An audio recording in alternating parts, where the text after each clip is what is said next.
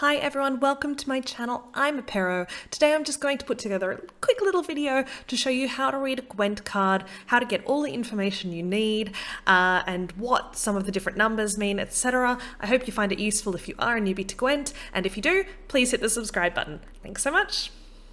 So let's have a little look at this, and we're just going to use this as a great example of some of the basics. The very first thing to see is the name of the card. It's very prominent. Kind of goes without saying. Underneath the name of the card are tags or categories under which this card falls. So for example, Geralt is a Witcher. Surprising, but true. The next thing we're going to see is a description of what the card does.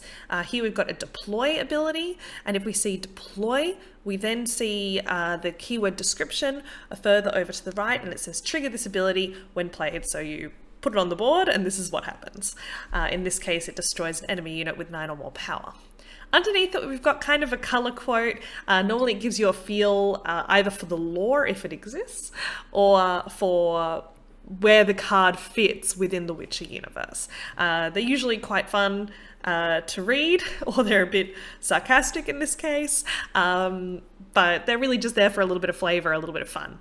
Then if we have a look here at the card itself, you can see really, I would say, 4 pieces of information. The first is obviously the card art. Gwent has some of the best card art, I think, out of pretty much any CCG that exists, so really feel free to enjoy it. A little fun tip: if you are on a mobile device or a tablet and you're looking at the full display of the card, you can actually turn your device into profile and you will see the full card art in all its glory, so I strongly recommend that. There are 3 other pieces of information on this card. The first is actually up here in this little triangle.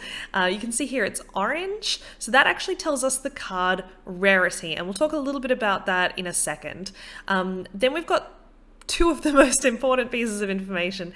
Here we have the card power, and the card power that you see in the deck builder is what we refer to as the base power, and this becomes incredibly important as you're playing the game. You will find that many things refer to the base power, and this number here, when it is in white on a card on the board, it is at its base power. If it's on the board and that number is red, then that card is damaged. If it's green, then that card has been boosted. But if it is white, then it represents base power, and you can see that here.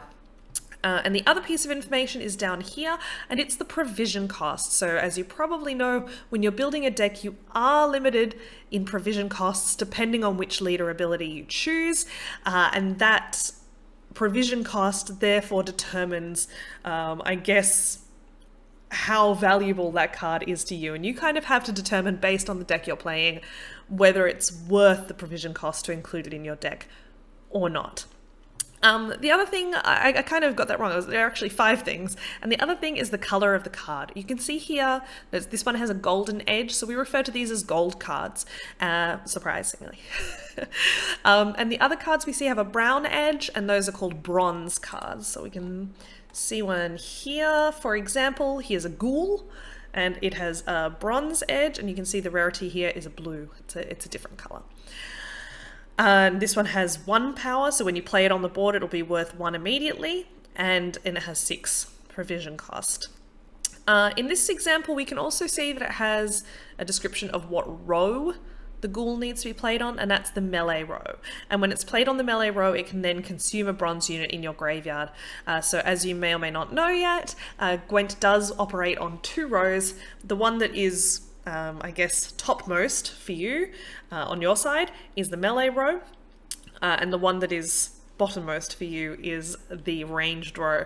The other way to think about it is the one that's closer to your opponent is melee, and the one that's further back is ranged. Makes sense. Battlefield, melee weapons at the front, ranged weapons at the back, same thing applies. So here you can see that if you were to play this card on the ranged row, it would do nothing. So most of the time, you're not going to want to do that. But there could be some situations where you want to play it on the ranged row in order to not trigger its ability. Let's say you actually don't want to consume any units, you just want to play your 1 point for whatever reason, then you could play it on the ranged row strategically. So that's also an option. The other thing worth mentioning are statuses. Now I go into a little bit more detail on statuses in my Purify versus Lock video, which I will link at the end of this video, but one thing to notice here is that there are symbols also. So some cards will have these symbols. These symbols are called statuses, and they represent statuses that can be played against, played with during the game in a slightly different way than normal abilities. As I said, I do go into more detail in my Lock versus Purify video. The short version is statuses have to be purified if you want to get rid of them, whereas normal abilities can be locked against. But here you can see what they are. Weirdly enough here, they have got the symbols the wrong way around. So this is actually the symbol for shield, and here you can see what shield is, and here is the symbol for defender, and you can see here what a defender is. So in this way you can get an idea of if this card has a special status associated with it at the outset, i.e. the moment you play it, you can see it here as well. Now, as I mentioned before, each card has this little triangle in the top left that has a different color, and that color corresponds to the rarity of the card. And here in the filters section of the deck builder, you can actually see what all of those are and what that means for the crafting cost. White is common, blue is rare, purple is epic, and then orange, of course, being legendary. Legendary! So those are really your options when it comes to card rarity. Now, I mentioned briefly the concept of card base power. Now, you can see here, for example, that not all cards have a base power. Look at this one. This doesn't have a number in the top left at all.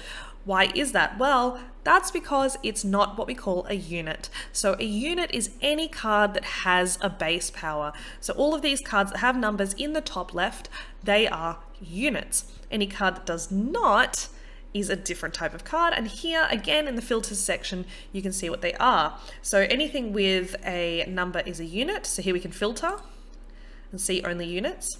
We can then have a look at special cards there, and there are plenty of different cards and abilities that are triggered based on whether it's a special card or a different type of card. And within special cards there are also different types. For example, you can see here that Freya's Blessing is an alchemy card, whereas treason, for example, is a tactic. So special cards also kind of have subcategories that you do have to be aware of, just like units have subcategories like warrior or soldier or spy. We then have artifacts, so you can also see those. And I think traps are also included as an artifact. Yes, here we go. So one of the subcategories for artifacts is trap. And then last but not least, we have stratagem. Stratagems are the cards that exist when you load into the game. So whoever loses the coin flip, i.e. whoever is going first, will have access to a stratagem card, and you can select that as part of your deck building. So this is how you can filter by stratagem as well. So those are the different card types we have available to us. The other thing, of course, that is really important to talk about is faction. Now, if you're at all familiar with Witcher lore, probably this is already pretty obvious, but every Gwent card has a faction.